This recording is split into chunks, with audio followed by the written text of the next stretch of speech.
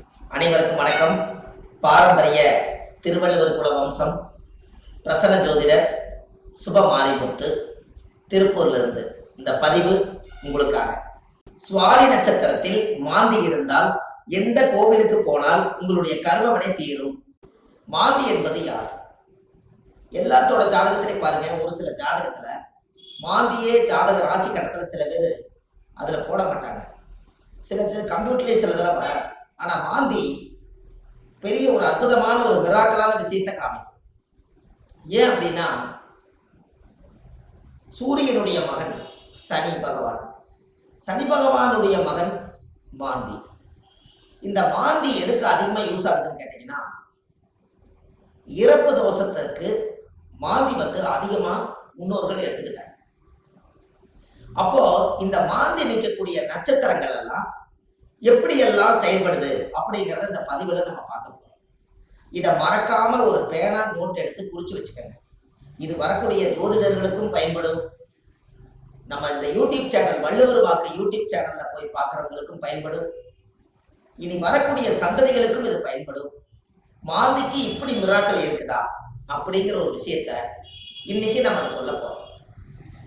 இப்போ உங்க வாழ்க்கையில நீங்க தெரிஞ்சுக்க வேண்டிய விஷயம், இந்த மாந்திக்கு ஒவ்வொரு நட்சத்திரத்துக்கும் இந்த மாந்தி தோஷம் எப்படி உருவாகுது அப்படின்னா, அந்த காலத்துல குழுகன் நின்ற வீடு குட்டிச்சவர்னு சொன்னாங்க. குழுகன் நின்ற வீடு குட்டிச்சவர் அப்படின்னா குழுகன் நின்ற வீடு குட்டிச்சவரா. அப்ப இந்த மாந்தி போய் எந்த ராசியில் இருக்குதோ, எந்த நட்சத்திரத்து மேல ஏறி உட்கார்ந்து இருக்குதோ, அந்த நட்சத்திரத்தினுடைய திசைகள் அவங்களுக்கு தோஷம் அடையுமா. அப்ப அந்த மாந்தி தோஷம் என்பது என்ன? இருப்பு சம்பந்தப்பட்டது. உங்களுக்கு ஒரு உதாரணத்துக்கு சொல்றேன். லக்னங்கிறதா உயிர், லக்னம் தான் உயிர். ஒரு மனிதனுக்கு ஒரு தாயுடைய கருவறையில இருந்து தொப்புள் கொடி அறுக்கும் நேரம் எந்த லக்னத்துல அவங்க பிறந்திருக்காங்களோ, அந்த லக்னம் எந்த நட்சத்திரத்துல கரெக்டா நிக்குதோ, அந்த நட்சத்திரத்து மேல இந்த மாந்தியோட தீட்டு தோஷம் அதுல இருக்கு. இது உங்களுக்கு தெரியுமா? இதை நீங்க கண்டிப்பா தெரிஞ்சுக்கணும். அப்ப லக்னத்தினுடைய மாந்தி பிரேத சாபம். மாந்தி என்பது இறப்பு.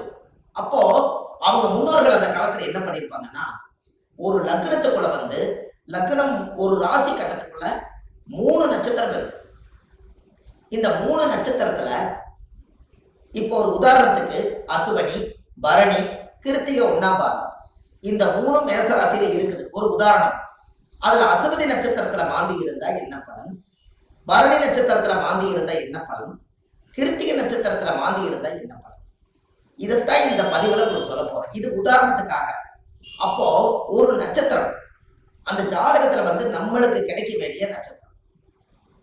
அப்ப எந்த நட்சத்திரத்துல மாந்தி உங்களுடைய ஜாதகத்துல இருக்குதோ, அந்த நட்சத்திரத்தினுடைய திசை உங்களுக்கு தெரியும். உதாரணமா அசுவதி நட்சத்திரமா இருந்தா அவங்க கேது திசையில தான் அவங்க செயல்படுவாங்க.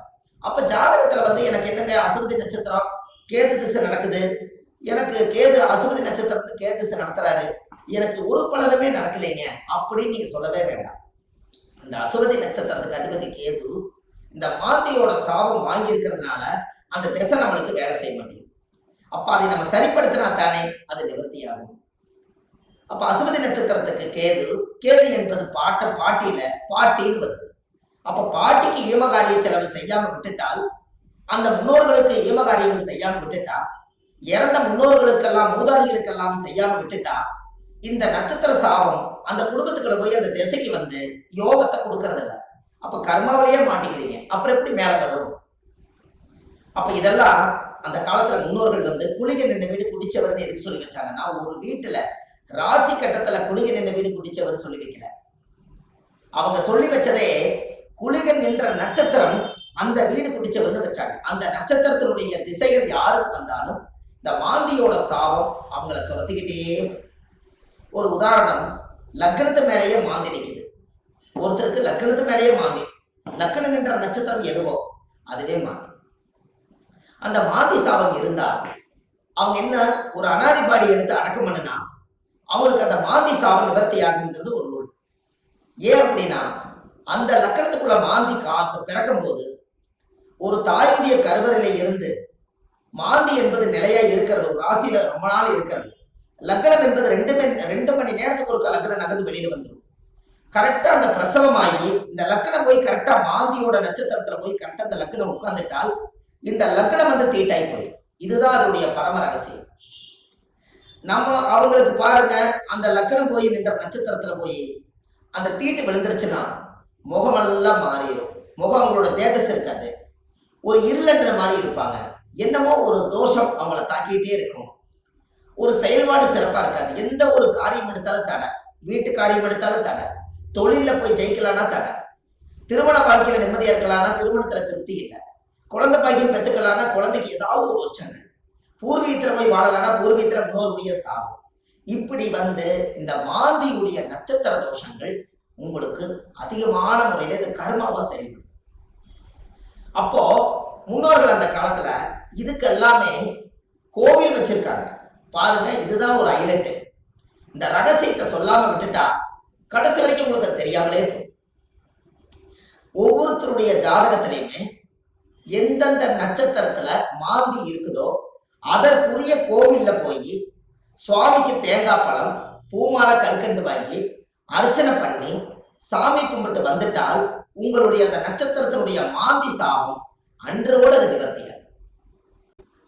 அப்ப இது ஒரு பெரிய அற்புதம் அல்லவா?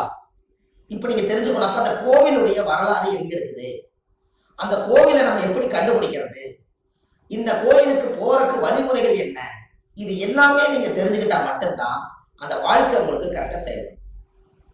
அப்போ முன்னோர்கள் அந்த காலத்துல சூரியனுடைய மகன் சனி பகவான், சனி பகவானுடைய மகன் மாந்தி.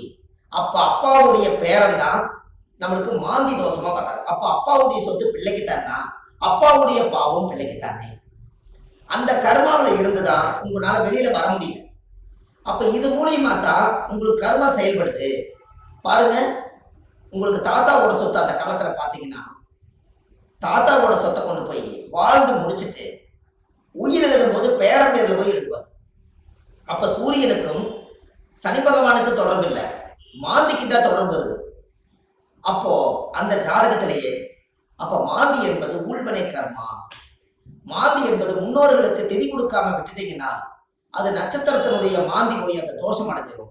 அந்த திசைகள்ல நம்மளுக்கு சரியான பிரச்சனைகள் வந்து எல்லா கோயிலுக்கு போயிட்டு வந்துட்டேங்க, எல்லா பூஜையும் பண்ணிட்டு வந்துட்டேன், எல்லா பரிகாரங்களும் சொன்னதெல்லாம் செய்திருக்கேன். ஆனா ஏன் எனக்கு வந்து ஒவ்வொரு நாளும் பலாபலம் மாறி வருது, எனக்கு எதுவுமே நடக்கலையே, இப்படி ஒரு கேள்வி பிறக்குது. அப்ப அந்த ஜாதகத்தை வாங்கி பார்த்தா நீங்க என்ன நட்சத்திரத்துல திசை நடக்குதுன்னு கேட்டா எனக்கு ஒரு நட்சத்திரம் அஸ்வினியில திசை நடக்குது, எனக்கு கேது திசை நடக்குதுங்க. கேது அது மாந்தியோட நட்சத்திரம், அஸ்வினியில இருந்து நிற்கும்.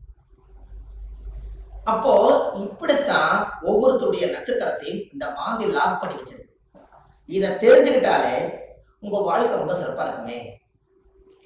அப்ப இந்த மாந்திங்கிற ஒரு கர்மா கேரளாவில எல்லாம் பாத்தீங்கன்னா குளிகனை வச்சுதான் ஜாதகமே கணிப்பாங்க. அவங்களுக்கு கர்ம வினையை கண்டுபிடிக்கிறதே குளிகனை வச்சுதான். அதனாலதான் குளிகன் இந்த வீடு குட்டிச்சவர்னு அந்த காலத்துல சொன்னது. கேரளாவில் பிரசன்னம் பார்த்தாங்கன்னா குளிகை தோஷம் இருக்குதுங்கிறத அவங்க அதை தெளிவா சொல்லுவாங்க. அப்ப அதை சொல்லி முதல் முன்னோர்களுடைய கர்மாவை நிவர்த்தி செய்துட்டா நீங்க இந்த பூமியில பிறக்கும் போது கொண்டு வந்த யோகம் வேலை செய்யுங்கிறது ஒரு நூல் உண்டு. அது அந்த காலத்துல இருந்தே இருக்கு. நாம நல்லா யோசிச்சு பாருங்க, நம்ம போன ஜென்மத்துல செய்த பாவங்கள் இந்த ஜென்மத்துல கிரக அமைப்போட இருந்து நான் ஏதாவது ஒரு கஷ்டமா தான் நம்ம என்ன சொல்றோம், போன ஜென்மத்துல நான் என்ன பாவம் செஞ்சேன்னு எனக்கு தெரியலீங்க, ஆனா இந்த ஜென்மத்துல நான் ரொம்ப கஷ்டப்பட்டு போயிட்டேன், ஒரு காலம் கெட்டால் நான் ஒரு காலம் நான் நல்லா இருக்கணும், நான் சம்பாதிச்சதுலயும் நிம்மதி இல்லை, வாழ்க்கையிலேயே எனக்கு நிம்மதி இல்லை, குழந்தை பெற்று பார்த்தா அது நிம்மதி இல்லை, கணவன் மனைவியோட வாழ்ந்து பார்த்தா அதுலேயே நிம்மதி இல்லை, எனக்கு இந்த ஜாதகத்துல ஏன் தான் நான் அந்த பிறப்பு வாங்கி வந்தேன்னு எனக்கும் தெரியல, அப்ப நான் எப்பதான் நான் நல்லா இருப்பேன் அப்படின்னு ஒரு கேள்வி பிறக்குது. அப்ப இந்த இடத்துல என்னன்னு கேட்டா சூரியன் ஒரு ஜாதகத்துல உச்சமா இருக்காரு, நீங்க ஜம்முன்னு இருப்பீங்க, சனி உச்சமாக்குறாரு ஜம்முன்னு இருப்பீங்க, இதெல்லாம் ரைட்டு. ஆனால் இந்த கர்ம வினைங்கிறது ஒண்ணு என்னன்னா தாயுடைய கருவறையில இருந்து தொப்புள் கொடி அறுக்கும் போதே இந்த பிரபஞ்சம் கொடுக்கக்கூடிய அந்த கர்மா தோஷம் தான் அந்த லக்ன தோஷமோ இந்த நட்சத்திரத்தினுடைய மாந்தி தோஷம். அப்போ ஒவ்வொரு நட்சத்திரக்காரர்களுக்கும் மாந்தி எந்த நட்சத்திரத்துல இருக்குதோ அதுக்குரிய கோயிலுக்கு போயிட்டு வந்தீங்கன்னா கண்டிப்பா உங்க லைஃப்ல ஒரு மாற்றம் ஏற்படும். அதுக்கப்புறம் உங்களோட தொழில் விருத்தியாகும், குடும்ப விருத்தியாகும், மனை விருத்தியாகும், மாங்கல்ய விருத்தியாகும், ஆயுள் ஆரோக்கிய ஐஸ்வர்யம் விருத்தியாகும், புத்திர பாக்கியம் விருத்தியாகும், செய்யும் தொழிலில் லாபம் கிடைக்கும், மன நிம்மதி சந்தோஷம் உங்களுக்குள்ள இருக்கும். பட்ட கடன் அடைச்சிருவீங்க. தீராத துன்பத்திலிருந்து வெளியே வந்துடுவீங்க. வெளிநாட்டு பயணம் போக வேண்டிய தடைகளுக்கு போயிட்டு வந்துடுவீங்க. திருமணமே ஒரு வாழ்க்கை அமைஞ்சு எனக்கு சரியில்லை, மறுவாழ்வு தான் எனக்கு வேண்டி நினைச்சிட்டு இருக்கிறவங்களுக்கு மறுவாழ்வு. குடும்பத்துக்குள்ள தீராத நோய்கள், மருந்து இல்லாத நோய்க்கு மருந்து, எல்லாமே உங்களுக்கு கிடைக்கும். அதுக்கு நீங்க என்ன பண்ணணும்? உங்க ஜாதகத்தை நீங்க நல்லா எடுங்க. ஜாதகத்தை எடுத்து உங்க ஜாதகத்துல மாந்தி, சாரமாகாத கிரகம் சோரம் போய் விடுமா. மாந்தி எந்த நட்சத்திரத்துல இருக்குதோ அந்த நட்சத்திரம் எதுன்னு பாருங்க. அந்த நட்சத்திர கோயிலுக்கு கரெக்டா நீங்க போயிட்டு வாங்க. உங்களுக்கு அந்த மாந்தி நின்ற நட்சத்திர தோஷம் நிவர்த்தியானால் உங்களுக்கு நடக்கிற குடும்பத்துல எல்லாம் நல்லா. அப்போ இந்த ஜாதகத்துல இவ்வளவு பெரிய ரகசியத்தை நிவர்த்தி பண்ணலைன்னா அது முடக்கு மாதிரி அப்படியே முடங்கி போயிடும். இதனாலதான் அந்த ஜாதகத்துல அந்த காலத்திலேயே இந்த விஷயத்த சொல்லி வச்சாங்க. இது இன்னைக்கு தான் அது வெளியில வருது, இருந்தாலும் பரவாயில்ல. இதுக்கு மேலே அது வெளியில வரலைன்னா கடைசி வரைக்கும் இந்த ரகசியம் தெரியாமலே. இப்ப ஜாதகத்துல நீங்க கண்டிப்பா தெரிஞ்சுக்க வேண்டிய விஷயம் இருக்குதா இல்லையா? உங்க முன்னோர்களுடைய கர்மாவை தான் நீங்க சுமந்துட்டு இருக்கிறீங்க. அதை இறக்கி வச்சுட்டாலே உங்க ஜாதகத்துல இருக்கிற யோகம் கட்டாயம் வேலை செய்யும் அல்லவா? ஒவ்வொருத்தரும் மனசுக்குள்ள நம்ம எதோ சம்மந்தம் இல்லாத உள்ளத்துக்குள்ள எதையாவது ஒரு மனசுக்குள்ள போட்டு பரட்டிட்டே இருக்கிறோம். என்னைக்குத்தான் நம்ம இந்த மனசுல இருந்து ரிலீஸ் ஆயிடுவோம் அப்படிங்கிற உள்ளம் ஒவ்வொரு நாளும் துடிக்குது. அதுக்கு எங்க தப்பு நடக்குதுன்னு நமக்கு தெரியணும் அல்லவா? திசை அடிப்படையில பார்த்தா எனக்கு திசை நல்லா இருக்குதுன்னு சொல்றாங்க, ஆனா மனசு சரியில்லை. நட்சத்திர அடிப்படையில பார்த்தா எனக்கு இந்த நட்சத்திரங்க, ஆனா இந்த வரைக்கும் நான் நல்லா வாழல. லக்னம் நல்ல லக்னத்துல தான் பிறந்திருக்குன்னு சொல்றாங்க, ஆனா லக்ன பிறப்புல நான் நல்லா வாழல. 9 கிரகங்களும் சரியான இடத்துல அமைஞ்சிருக்குதுன்னு சொல்லியிருக்காங்க, ஆனா இது வரைக்கும் எனக்கு 9 கிரகத்தினுடைய சூட்சமத்தினால நான் திருப்தி அடையல. அப்ப நானே கையூனி கரணம் பாஞ்சு வாழ்க்கையில வெளியே சொல்லாம ஒரு கௌரவத்துக்காக வாழ்ந்துட்டு இருக்கிறேன். நான் என்னைக்குத்தான் உண்மையா வாழுவேன்? இப்படிங்கிற கேள்வி ஜோதிடம் பார்க்க ஒவ்வொருத்தர்களுடைய உள்ளத்திலே துடிக்குது. அப்ப இந்த வாழ்க்கைக்கெல்லாம் மாந்தி தான் பிரதான தோஷம், அதுதான் ஊழ்வினை தோஷம், அதுதான் கர்மவினை தோஷம். முடக்கு தோஷத்துக்கு அப்பாற்பட்டு 100 விதமான தோஷத்துக்கு ஒரே தோஷம் மாந்தி தோஷம். இந்த இறப்புக்கு மட்டும் ஒரு பெரிய தோஷம் என்னன்னா மாந்தி தான் இறப்பு. உங்களுக்கு ஒண்ணு தெரியுமா? குளிகை காலத்துல சொல்லுவாங்க, ஒரு குளிகை காலத்துல ஒரு விஷயத்தை செஞ்சா திரும்ப திரும்ப செஞ்சுக்கிட்டே இருப்பாங்க. அப்ப நல்லது செஞ்சாலும் திரும்ப திரும்ப வரும், கெடுதல் செஞ்சாலும் திரும்ப திரும்ப வருமா. அப்ப குளிகை நேரத்துலதான் எதை செய்யணும்னு அந்த காலத்துல முன்னோர்கள் அதை யோசிச்சு வச்சிருக்காங்கல்ல. இது எல்லாம் தான் உலகத்துல இருக்கு. நீங்க போங்க, வள்ளுவர் வாக்குன்னு யூடியூப் சேனல்ல போனீங்கன்னா இது போல ஆயிரக்கணக்கான பரிகாரத்தை நிறைய கொடுத்துருக்கேன். கண்டிப்பா இதெல்லாம் நீங்க தெரிஞ்சுக்கணும். ஏன்னா அந்த மாந்தியோட சாபத்தை தீர்த்துட்டாலே உங்க வாழ்க்கையில ஒரு அஸ்வமேத யாகம் நடத்துறதுக்கு சமம் கொடுக்கும். எப்படி ஒரு பிரமாதமான ஒரு பிறப்புன்னு பாருங்க. அப்ப இந்த கண்டிப்பா உங்களுக்கு இதுக்கு ஒரு தீர்வு வேணும் அல்லவா? அதுக்கு நீங்க முதல் இந்த கோவிலை கண்டுபிடிக்கிறதுக்கு முன்னாடி முதல் நீங்க வீடு வாசல்லாம் வலிச்சு சுத்தப்படுத்திட்டு, இந்த மாந்திக்கு ஏதாவது ஒரு அனாதையா இறந்து போயிருந்தாலும் இல்ல ஒரு இறப்புக்கு நீங்க போனாலும், எங்களோட வாழ்க்கையில மாந்தி தோஷம் பிரேத தோஷம். யாருடைய நட்சத்திரத்துல மாந்தி இருக்கு அந்த நட்சத்திரத்துக்கு பிரேத தோஷம். அதனால இறந்தவங்களுக்கு ஏதாவது ஒரு ரோஜாப்பூ மாலை வாங்கி கொண்டு போய் மாலை போட்டுவாங்க. அப்படி இல்லைன்னா ஒரு வில்வ மாலை வாங்கி கொண்டு போய் போட்டுவாங்க. அதை போட்டுட்டு வீட்டுல மஞ்சள் தண்ணி கல்லுப்பு போட்டு வீடு வாசல்லாம் வலிச்சு நீங்க சுத்தப்படுத்தி உங்க குலதெய்வ கோயில போய் 11 ரூபாய் காணிக்க, வெத்தலைப்பாக்கு, எலுமிச்சம்பழம் இதை கொண்டு போய் சாமியோட பாதத்துல வச்சு கும்பிட்டுட்டு இந்த மாந்திக்கு உண்டான கோவிலுக்கு நீங்க போயிட்டு வரணும். சுவாதி நட்சத்திரத்தில் மாந்தி இருந்தால் திருக்கோஷ்டியூர் சௌமிய நாராயண பெருமாள் அந்த கோவிலுக்கு சென்று சுவாமிக்கு தேங்காய் பழம், பூமாலை, கல்கண்டு வாங்கி அர்ச்சனை செய்து வந்தால் அன்றோடு உங்க ஜாதகத்தில் உள்ள சகல தோஷங்களும் நிவர்த்தியாகி உங்க வாழ்க்கை வளமாகும். அப்ப அந்த கோவிலுக்கு நீங்க போறதுக்கு முன்னாடி இந்த வீடு வாசல்லாம் வலிச்சு நீங்க சுத்தப்படுத்தி, குழந்தை பிறந்த வீடு, வயசுக்கு வந்த வீடு, இறந்த வீடு, இந்த வீட்டுகளுக்கெல்லாம் நீங்க போகாம இந்த பிரேதத்துக்கு நீங்க மாலை போட்டுட்டு 3வது நாள்ல இருந்து ஒரு 3 நாளைக்காவது வீடு வாசல்லாம் வலிச்சு சுத்தப்படுத்தி நான்வெஜ் எதுவுமே யூஸ் பண்ணாம நீங்க பரிசுத்தமா நீங்க இருக்கணும். இருந்துதான் நீங்க அந்த கர்மவினை தீர்க்கக்கூடிய கோயிலுக்கு நீங்க போயிட்டு வர முடியும். நல்லா புரிஞ்சுக்கங்க. இதுல குலதெய்வம் எனக்கு தெரியலீங்கன்னு சொன்னால் உபாசன தெய்வம், நீங்க என்ன இஷ்ட தெய்வத்தை இப்ப வணங்கிட்டு இருக்கிறீங்களோ அந்த தெய்வத்தோட பாதத்துல வெத்தலை வாக்கு, எலுமிச்சம்பழம், பூ, பழம், கனி வச்சு சாமி கும்பிடுங்க. ஒருவேளை எனக்கு உபாசன தெய்வம் தெரியலனா விநாயகர் கோயிலை வச்சு சாமி கும்பிடுங்க. வினையை தீர்க்கக்கூடியவர் விநாயகர். அப்படி ஒருவேளை எனக்கு விநாயகர் கோயிலும் முடியலனா முருகன் கோயில்ல திருச்செந்தூர் முருகனை நினைச்சுக்கலாம். 6 வடை வீட்டுல எந்த வடை வேணாலும் நீங்க எடுத்துக்கலாம். இப்படி ஏதாவது ஒரு தெய்வாலயத்துல வெத்தலை பாக்கு, 11 ரூபாய் காணிக்க, எலுமிச்சம்பழம். இதை வச்சு நான் இந்த கர்ம வினையை தீர்த்துட்டு வர்றேன். அதை தீர்த்துட்டு வந்ததுக்கு அப்புறம் என்னுடைய வாழ்வாதாரம் நல்லா இருக்குன்னு சொல்லி நீங்க அந்த ஒரு மூல மந்திரத்தை நீங்க ஒரு கோயில்ல போய் சொல்லணும். என்னன்னு சொல்லணும்? முற்பிறவியில செய்த பாவங்கள் என்னோட கர்மாவெல்லாம் தீரணும்னு சொல்லி கோயில்ல நீங்க விளக்கு போட்டு ஒரு 21 முறையாவது அந்த கோயில் முன்னாடி போய் சாமி கிட்ட சொல்லணும். என்னன்னு?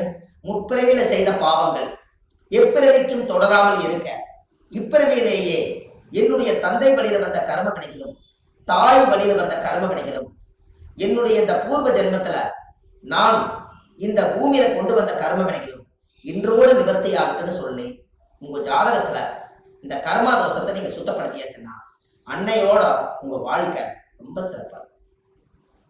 இதை சொல்லி விளக்கு போட்டு சாமி கும்பிட்டு தேங்காய் பழம், பூமாலை, கல்கண்டு வாங்கி அர்ச்சனை பண்ணி சாமி கும்பிட்டு வாங்க. அன்னையோட அது நிவர்த்தி ஆகும். அந்த கோவில் என்னங்கிறது தான் இப்போ உங்களுக்கு சொல்ல போறேன். ஏன்னா இந்த கோயில் நம்ம எப்ப சொல்லணுங்கிற ஒரு விதி இருக்குது. இந்த அர்த்தங்கள் எல்லாம் புரியாம நீங்க கோயிலுக்கு தெரிஞ்சிட்டாலோ கோயிலுக்கு போனாலோ விவரம் பத்தாது. அதனால நீங்க இதை செஞ்சீங்கன்னா உங்க வாழ்க்கை ரொம்ப பிரமாதமா இருக்கும் என்று சொல்லி இந்த ஒவ்வொருத்தரோட வாழ்க்கையிலையுமே இந்த மாந்தி தோஷம் நம்மளை ரொம்ப கடுமையான பாதிப்புல கொண்டு போய் எல்லா மக்களையும் உட்கார வச்சதுனால இந்த மாந்தியிலிருந்து நீங்க விடுதலை ஆயிட்டால் உங்களுக்கு சுதந்திரம் கிடைச்சாச்சு. உங்க ஜாதகத்தினுடைய பிடியிலிருந்து, தோஷத்தினுடைய பிடியிலிருந்து, உங்க வாழ்வாதாரத்தினுடைய பிடியிலிருந்து நீங்க மிகப்பெரிய பிரம்மாண்டமான ஒரு ஆரோக்கியமான வாழ்க்கை வாழுவீங்க. இந்த மாந்தி சாபத்தை நிவர்த்தி பண்ணிட்டு வாங்க. உங்க வாழ்க்கை எப்படி இருக்குதுன்னு மட்டும் பாருங்க. வள்ளுவர் வாக்குன்னு யூடியூப் சேனல்ல போயிட்டு இருக்குது.